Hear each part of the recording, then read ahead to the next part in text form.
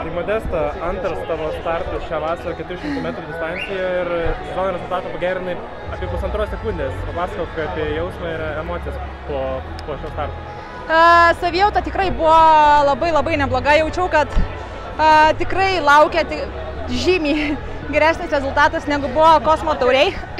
Viskai žinom, kad Kosmo tauriai su oru labai stipriai nepasisekė, buvo ir šalta, ir vėjuota. Šiandien turėjome puikias oro sąlygas, be proto karšta, vėjo beveik nebūta, greitas takas, iš karto pasimatė rezultatas. Didžiai distancijos dalį buvai tarp lyderių, ar jautei tą kovą, tą kraują ir norą įrodyti savo ir kitiems? Kraują jaučiu dar ir dabar, kraujo skonį, bet tikrai jaučiausi stipriai ir užtikrintai tą kelyje.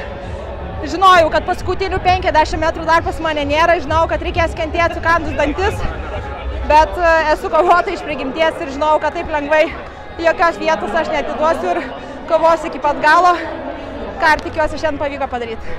Kovo mėnesį turėjai kelio operaciją, kaip jautiesi grįžusi ir ar esi patenkinta progresu?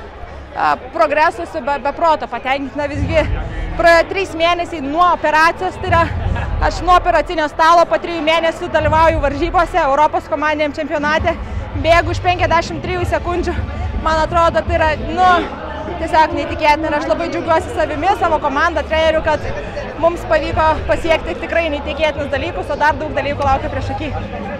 Ispanijoje praleidai daug metų, dirbai ir su ispanų treneriu, koks jausmas grįžti į šią šalį ir čia startuoti vėl? Ispanija tikrai labai daug metų buvo man antri namai ir visada grįžti į Ispaniją, išgirsti tą ispanų kalbą yra šiokia tokia, ne šiokia tokia, bet yra nostalgija. Vis tiek 8, beveik 9 metai praleisti šioje šalyje. Užgimė šilti jausmai šiai šaliai ir visą laiką džiaugiuosi galėdama čia startuoti. Ar šis rezultatas puoselėja vis didesnės patekti į pasaulio čempionatą šių metų? Manau, kad tikrai taip. Dar šiame čempionate laukia estafetė, kaip esi pasiruošęs ją?